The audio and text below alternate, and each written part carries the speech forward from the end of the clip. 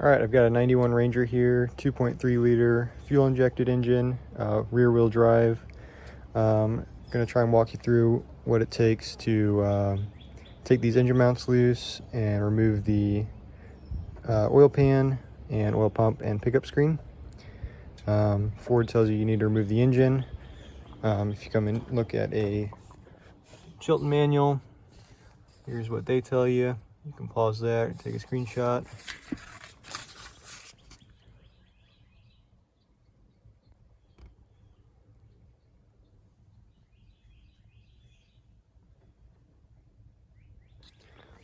So what they say to do is what I was able to do.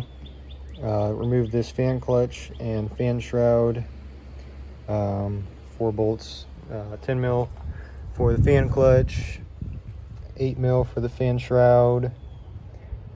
Take that out of the way. I did not have to drain the radiator. I did take the radiator and condenser both loose. I lifted the radiator up, tied it up in these holes so that it was lifted up out of the way, and then I had somebody help me and lift the condenser, hold the condenser while I snaked the pan out once I got to that point. But first thing, remove the fan clutch and fan, remove the battery, the air box, got tube, the whole assembly, remove that. Remove this tube right here. It's got a hose clamp going to the exhaust and one going into the intake tube. Get that out of the way. Then on both sides, you're going to get that nut off of the engine mount. It's 18 mil.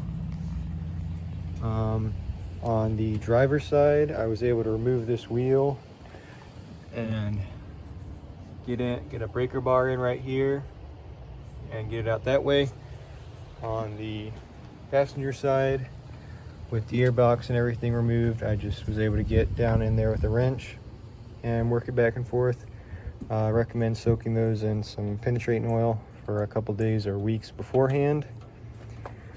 I didn't remove it, but it would definitely be a good idea to remove this throttle body right here, because once you lift the engine up, you are going to be tucking that into the fender or into the firewall. Be a good idea to remove all that. At very least, unplug these connectors so you're not breaking connectors or pinching wires.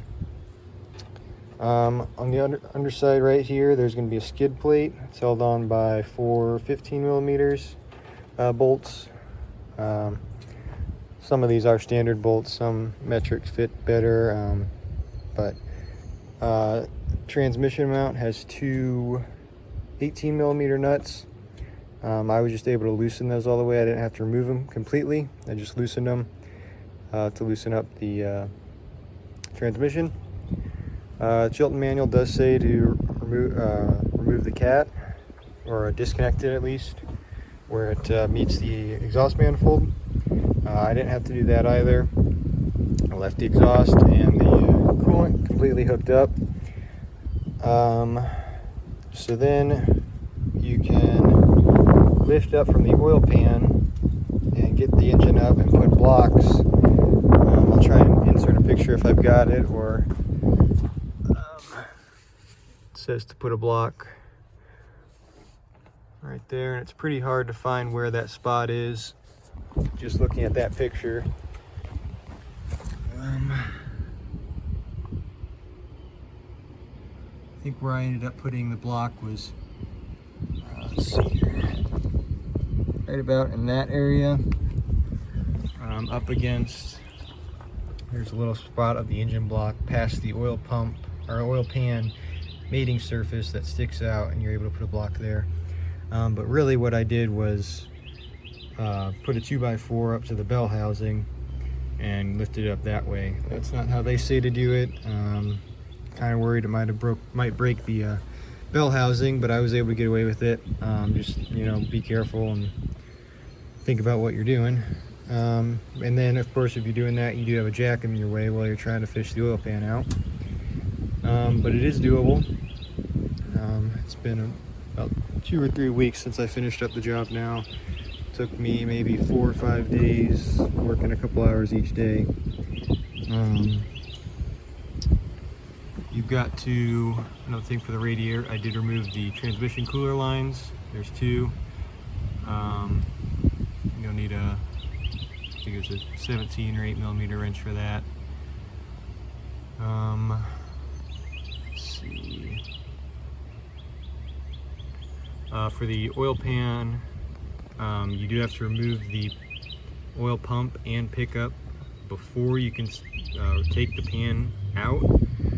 So you'll take the pan loose. It's a couple 8 mil bolts or 5/16. You'll need a couple different extensions and whatnot to get that out. So you'll take all those bolts out, you'll drop the pan down just a couple inches, and you're gonna have to reach your hand up in there and get the pump loose. If you've got a new one on hand, then you're gonna wanna look at that, and that'll help you decide, figure out where the bolts are without being able to see them.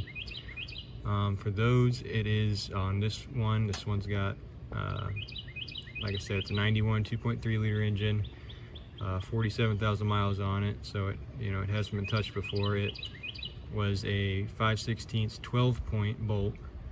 You're going to need that 12-point socket. I was working here.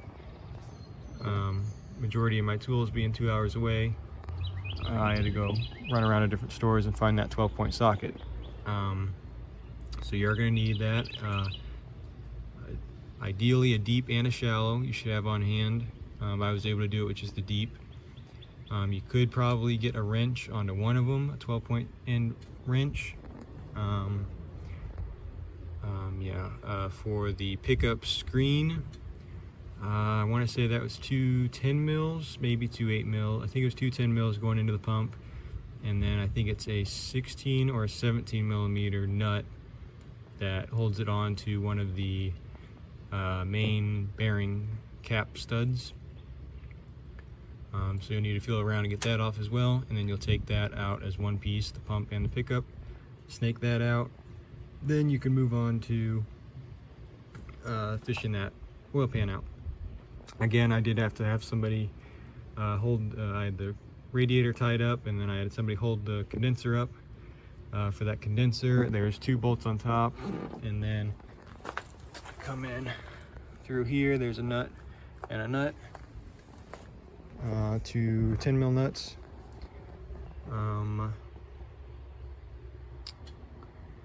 You do have to take the starter off as well. That's one of the first things you'll do.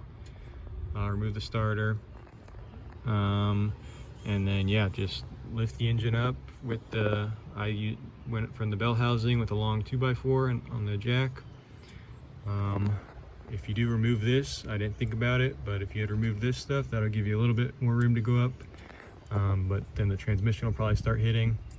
But yeah, I had this all the way tucked up in here. So yeah, it can be done without removing the engine. It's definitely not an easy task, but it's not terrible. Definitely recommend having an extra set of hands and a couple days to work on it, especially if you're working in gravel with only the amount of tools that you remembered to bring from the 2 hours away where the rest of your tools are. So but yeah, it is doable, and I'll try and insert some pictures, but hopefully this helps you out if you need to replace your engine mounts or drop the oil pan. This one had no oil pressure because on these ones the oil pans will disintegrate and clog up the oil pickup tube. I can insert a picture of what mine looked like and why it had no oil pressure. But yeah, I got that new pump and pickup screen put in, new gasket, fresh oil, and she's got great oil pressure now. Sounds great. So yeah, hopefully that helps you out. Another thing I wanted to make special mention of is when you're putting your oil pan on with your gasket on this 2.3 liter, you do have to put RTV in this groove on the side of this half moon, as well as in this corner. There's a little spot for it in each corner, and then again on the half moon in the back. That's one of the more difficult parts once you get to that point, because the RTV is going to start setting up, and it's going to take a while for you to get that pan snake back in there. And then you also have to get the pickup tube reinstalled with the oil pump reinstalled, and again put that back in as one assembly. So put the new pickup to the new pump outside of the engine, then snake it in as one. Make sure you put your pickup tube bolt in, and mount your pump back up. You can find those torque specs online. I didn't have a torque wrench with me, so I did reference the specs, but I just, used my best judgment. But yeah, that RTV is going to start fighting you, so you got to work quick. You might be able to put the pan in and then stick the RTV up on the engine side. But yeah, that's just something I wanted to make note of, that you're gonna have to work quick with that RTV.